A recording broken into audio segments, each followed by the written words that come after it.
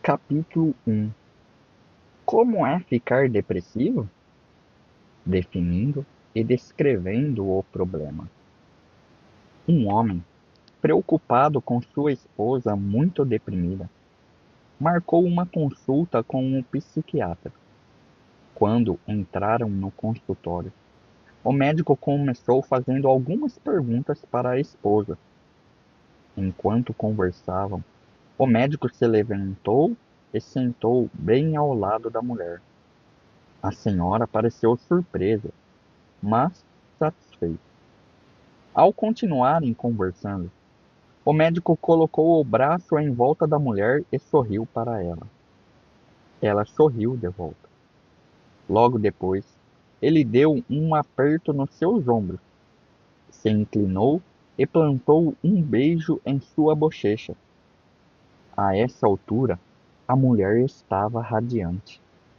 O psiquiatra então se levantou, voltou para sua cadeira e disse ao marido: Você viu como o humor de sua esposa mudou quando me sentei ao lado dela, sorri para ela, abracei e dei um beijo na bochecha?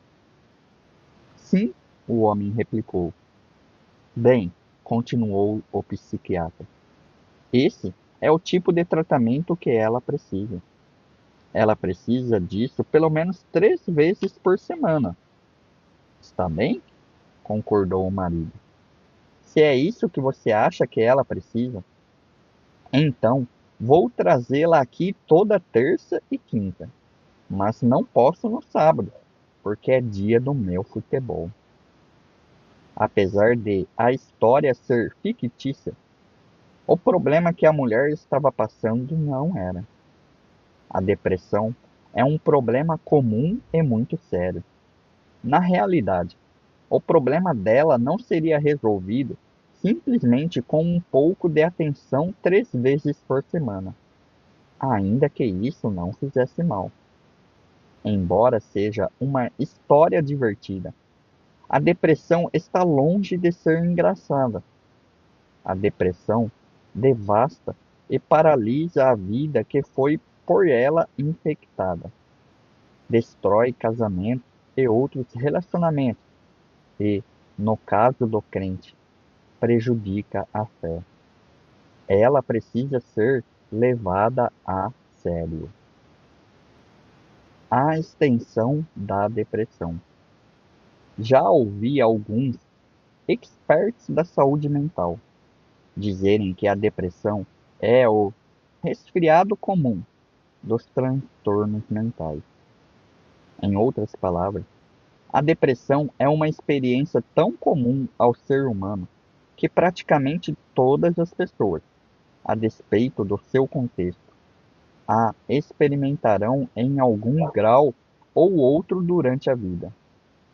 Eles apoiam suas alegações com pesquisas indicando que, em geral, entre 7 a 15% da população está sofrendo de depressão a todo momento. Outros estudos mostram que a incidência da depressão é ainda maior. Seja qual for o resultado mais alto, os números mais baixos, se corretos, representam um problema significativo.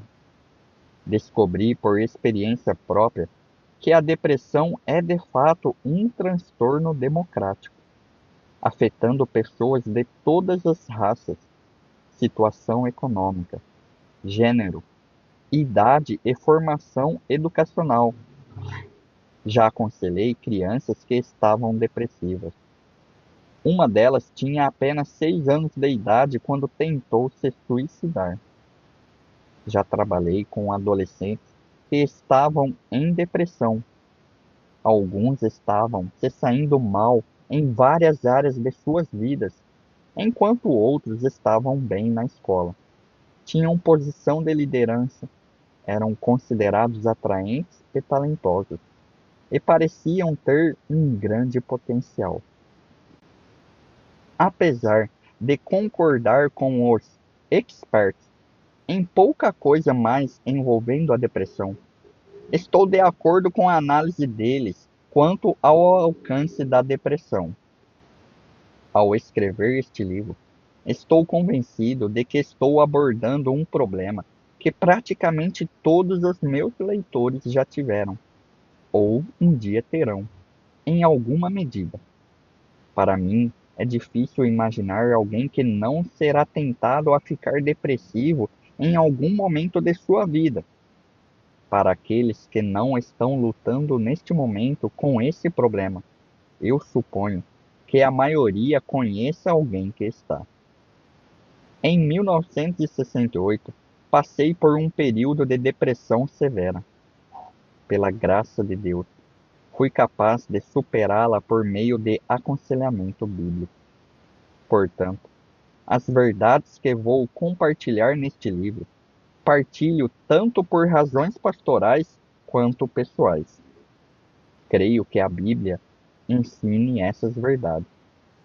Tenho visto estas verdades agirem na vida de pessoas que estavam sofrendo de depressão, e Deus as usou em minha própria vida para me ajudar a vencê-la. Uma vez que a depressão é tão comum, é importante que todo crente saiba como lidar com ela da forma que Deus pretende. É fundamental entendermos qual é a solução de Deus para esse problema, seja para o nosso próprio benefício ou para o bem de outras pessoas, a fim de podermos ajudá-las. Para fazer isso, começaremos o nosso estudo pesquisando qual é a perspectiva de Deus, conforme foi revelada a nós nas Escrituras, sobre o que é a depressão e como se desenvolve. Nos capítulos a seguir, estudaremos algumas estratégias bíblicas para resolver o problema em si. Um esclarecimento necessário. Antes de continuarmos, gostaria de esclarecer o fato de que o tipo de depressão que discutiremos neste livro não é causado diretamente por alguma disfunção ou doença física.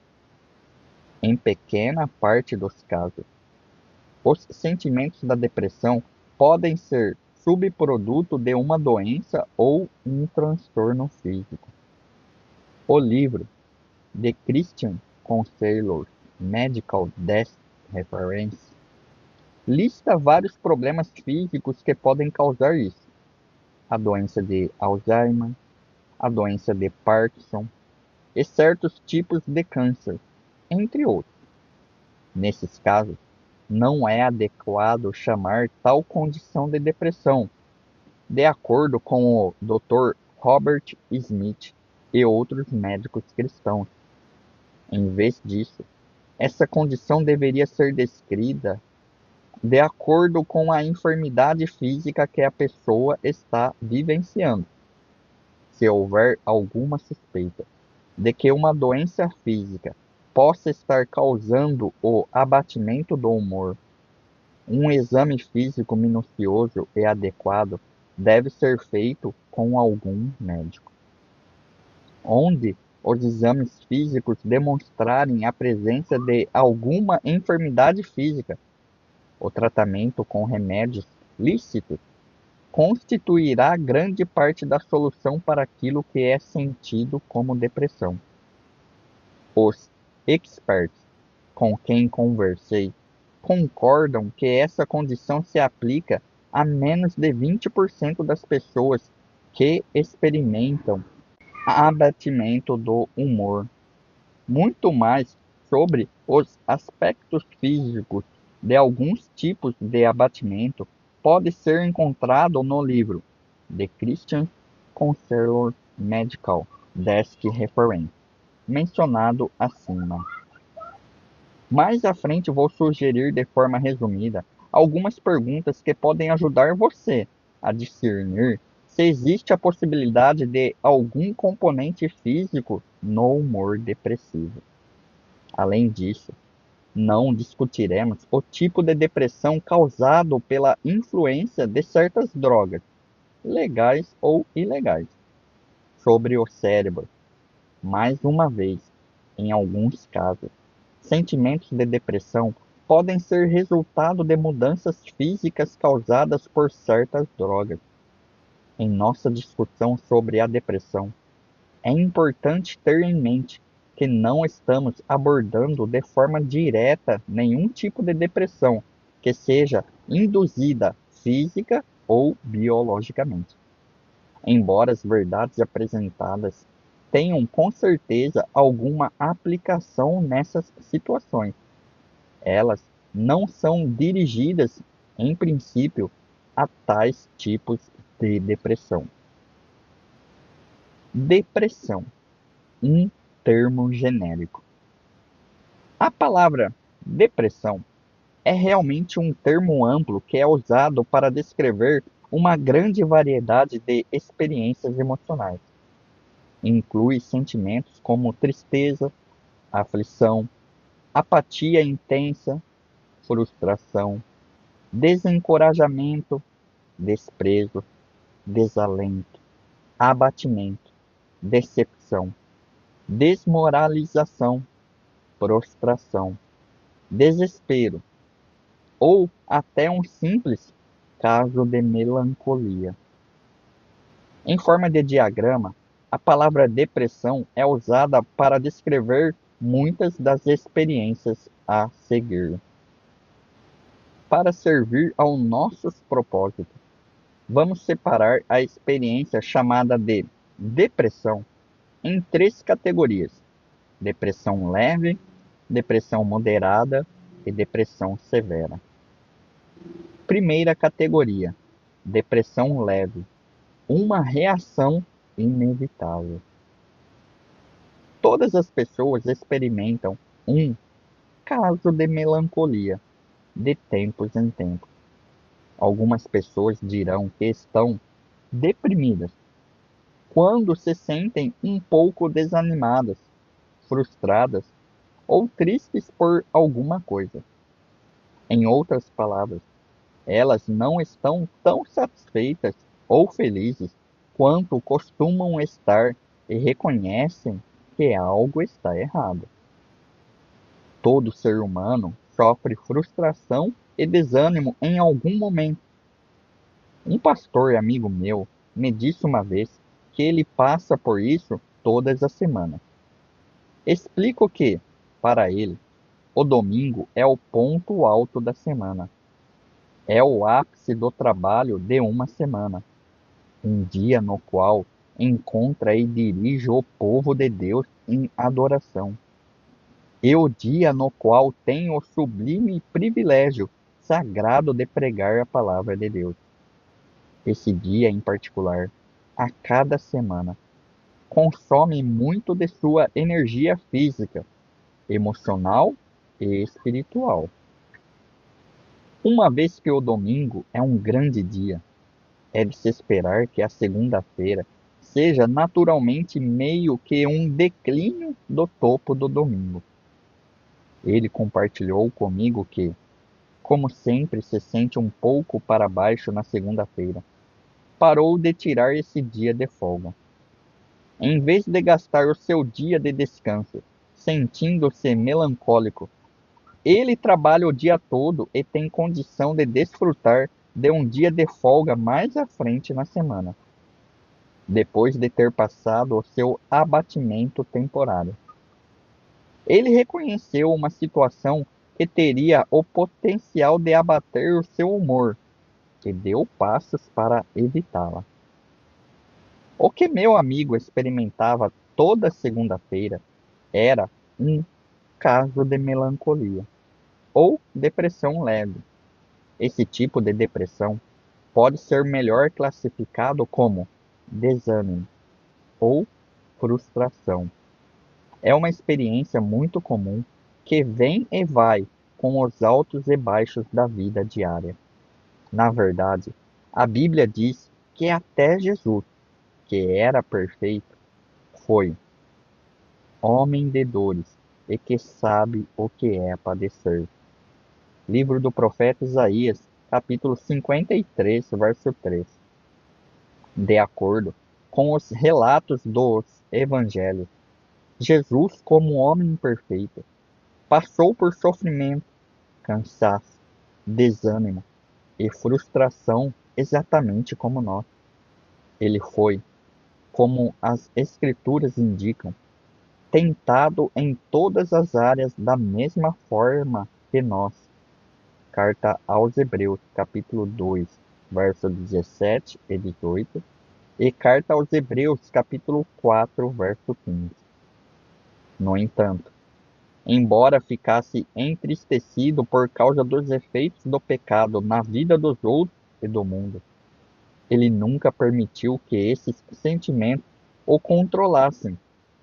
Cristo sempre cumpriu com suas responsabilidades, apesar de suas circunstâncias, porque eu faço sempre o que lhe agrada.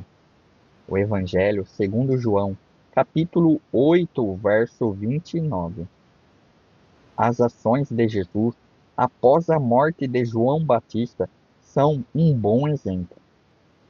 No Evangelho segundo Mateus, capítulo 14, Herodes mandou decapitar João Batista. Depois de enterrarem João, seus discípulos foram contar a Jesus. Jesus, ouvindo isto, retirou-se dali num barco para um lugar deserto, à parte. Ao saberem disso, as multidões vieram das cidades seguindo-o por terra. O Evangelho segundo Mateus, capítulo 14, verso 13. Jesus queria ficar um tempo a sós depois de receber essa dura notícia, mas foi impedido de fazê-lo por causa das multidões que o seguiam. Ao desembarcar, Jesus viu uma grande multidão, compadeceu-se dela e curou os seus enfermos. Evangelho segundo Mateus, capítulo 14, verso 14. A responsabilidade com seu ministério teve prioridade imediata sobre seu desejo de ter um tempo a sós. No Evangelho segundo João, capítulo 6, encontramos outro exemplo de um momento em que Jesus experimentou frustração. A passagem contém uma mensagem poderosa de Jesus, descrita por alguns como um duro discurso, difícil de aceitar. O Evangelho segundo João, capítulo 6, verso 60. O ponto central de Jesus nessa mensagem era o ensinamento de que ele era o pão do céu. Jesus disse: Eu sou o pão da vida. Quem vem a mim jamais terá fome, e quem crê em mim jamais terá sede. O Evangelho segundo João, capítulo 6, verso 35. Embora essa declaração possa ser aparentemente simples, seus ouvintes reconheceram claramente que Cristo estava fazendo algumas afirmações surpreendentes sobre ele mesmo com aquelas palavras. Jesus usou o pão como ilustração, porque todos estavam muito familiarizados com isso. Se entendermos o que os seus ouvintes conheciam sobre o pão, então poderemos compreender o impacto do ensinamento de Cristo aqui. James Boyce destacou 4 afirmações importantes de Cristo nessa declaração. Em primeiro lugar, o pão é necessário para viver. No tempo de Jesus, o pão era ainda mais essencial do que hoje, porque costumava ser o componente básico e único da dieta deles. Sem pão, o homem morreria. Em segundo, o pão é adequado a todos. Em outras palavras, o pão é algo que quase todas as pessoas no mundo podem comer, e de fato comem. Em terceiro, o pão deve ser comido diariamente. Não basta comer uma refeição no domingo e esperar que dure a semana toda. Em quarto, o pão produz crescimento. Sem a nutrição devida, o corpo não se desenvolve de forma apropriada. Considerando que todos os ouvintes de Jesus tinham esse conhecimento e entendiam essas verdades sobre o pão, a reivindicação que Jesus fez de ser o pão da vida era de fato surpreendente. Em outras palavras, Cristo reivindicou ser a fonte da vida e, por extensão, implicava que sem ele todos morreriam. Posteriormente, ele declarou ser adequado para todos, capaz de atender às necessidades de todas as pessoas, rico ou pobre, jovem ou idoso, judeu ou gentil. Cristo também afirmou ser uma parte necessária da vida diária, exigindo um relacionamento contínuo e uma fonte necessária de sustento adequado para o crescimento. Ele ensinou que, sem uma suficiente porção diária dele mesmo, o Verbo, o Evangelho, segundo João, capítulo 1, verso 1, as pessoas se tornariam espiritualmente fracas e improdutivas para o ministério.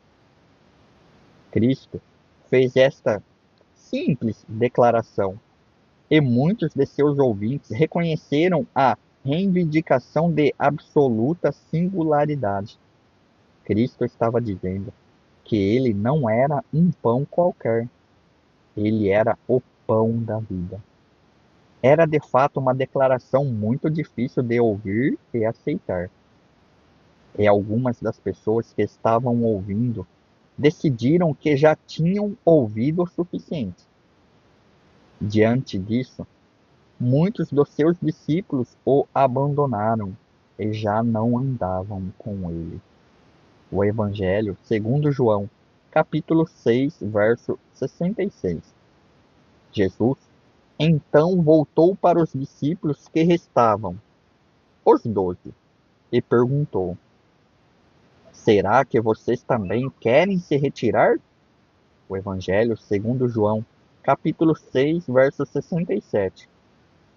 A indagação servia tanto como um desafio para os discípulos que ficaram, quanto uma expressão de sua preocupação acerca da resposta daqueles que haviam se retirado.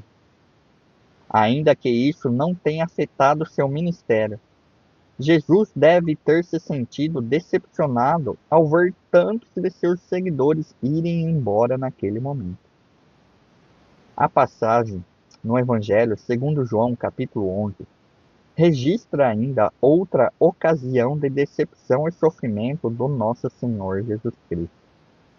Enquanto ministrava em outro lugar, Jesus foi avisado que seu amigo Lázaro, que vivia em Betânia, estava muito doente. Jesus e seus companheiros viajaram até Betânia alguns dias depois para ver Lázaro, que àquela altura já estava morto. Quando chegaram, Marta foi ao encontro de Jesus com estas palavras: Se o Senhor estivesse aqui, o meu irmão não teria morrido. O Evangelho segundo João, capítulo 11, verso 21. Jesus respondeu, dizendo a ela que seu irmão viveria novamente, porque ele, Jesus, era a ressurreição e a vida. O Evangelho segundo João, capítulo 11, verso 23 ao 25. Depois de Marta se retirar, Jesus se deparou com Maria, que, de imediato, usou as mesmas palavras que Marta havia terminado de dizer a ele. Enquanto Maria falava, no entanto, caiu aos pés de Jesus e chorou. O Evangelho segundo João, capítulo 11, verso 32 e 33. Desta vez, a reação dele foi diferente. Quando Jesus viu que ela chorava, agitou-se no espírito e se comoveu. O Evangelho segundo João, capítulo 11, verso 33. Por que Jesus chorou dessa vez e antes não? Não foi porque Lázaro estava morto. Jesus já sabia que ele estava morto e que iria ressuscitar Lázaro dos mortos. Ele havia dito isso aos discípulos antes de partirem para Betânia. O Evangelho segundo João, capítulo 11, do verso 6 ao 15. Jesus chorou porque agitou-se no espírito, pelo sofrimento de Maria e dos outros. Ele teve compaixão de sua dor. Embora Jesus nunca tenha pecado, expressava dor genuína quanto às dificuldades e angústias da vida. Nós, que estamos longe de ser perfeitos, experimentamos desânimo e decepção semelhantes neste mundo longe de ser perfeito. Cristo conhecia a alegria do Senhor em extensão máxima o tempo todo, mas suas emoções se alteravam em alguma medida com suas circunstâncias externas, exatamente como nós. Algum dia, no céu, nós também conheceremos a plenitude da alegria como Cristo conhecia. Na tua presença há plenitude de alegria. À tua direita há delícias perpetuamente. Salmo 16, verso 11b. Algumas vezes, pela graça de Deus, recebemos um gostinho disso ainda na terra. Tenho-lhes dito estas coisas para que a minha alegria esteja em vocês e a alegria de vocês seja completa. O Evangelho segundo João, capítulo 15, verso 11. No entanto, nossa alegria nesta terra sempre será misturada com tristeza, como evidenciado pela experiência de Paulo. Depois de descrever as imensas dificuldades que enfrentava em seu ministério, escreveu: pelo contrário, em tudo nos recomendamos a nós mesmos como ministros de Deus, como entristecidos, mas sempre alegres. Segunda carta de Paulo aos Coríntios, capítulo 6, verso 4 e verso 10. Tenho conhecimento de alguns crentes que acham que é errado uma pessoa salva em Cristo ficar decepcionada ou triste. O cristão, eles dizem, deve sempre estar sorrindo. Acreditam que foi isso que Paulo ensinou na sua carta aos Filipenses, capítulo 4, verso 4, quando nos ordenou: alegrem-se sempre no Senhor. A mim, parece que essa não era a intenção de Paulo, pois as Escrituras ensinam em muitos lugares que a alegria e a tristeza podem existir de forma legítima em nosso coração ao mesmo tempo. Por exemplo, Eclesiastes capítulo 3, verso 4 diz que há tempo de chorar e tempo de rir. O apóstolo Pedro, depois de descrever algumas das bênçãos que temos como filhos de Deus, disse: nisso vocês exultam, embora no presente, por breve tempo, se necessário, sejam contristados por várias provações. Primeira carta de Pedro, capítulo 1, verso 6. Seu ensinamento deixa claro que é necessário sentirmos a angústia das provações, mesmo ao nos regozijarmos de forma grandiosa em nossas bênçãos em Cristo. O apóstolo Paulo escreveu: irmãos, não queremos que vocês ignorem a verdade a respeito dos que dormem, para que não fiquem tristes como os demais, que não têm esperança. Primeira carta de Paulo aos Tessalonicenses, capítulo 4, verso 13. As Escrituras revelam que, desde que não percamos a esperança, não há nada de errado em sentir o abatimento emocional da tristeza e dos eventos difíceis de nossa vida. Na primeira carta aos Tessalonicenses, Paulo não estava ensinando que, quando acontecem coisas duras, como a morte de um ente querido, não devemos sofrer. Ele estava ensinando que não devemos sofrer e perder a esperança. Em outras palavras, nunca devemos nos esquecer da esperança que temos na volta de Cristo Jesus e na ressurreição dos mortos que está prometida. Essa é a nossa alegria em meio ao sofrimento. Se você gostou deste conteúdo, se inscreva no canal, ative o sino de notificações, deixe o seu gostei, o seu comentário e compartilhe com mais pessoas.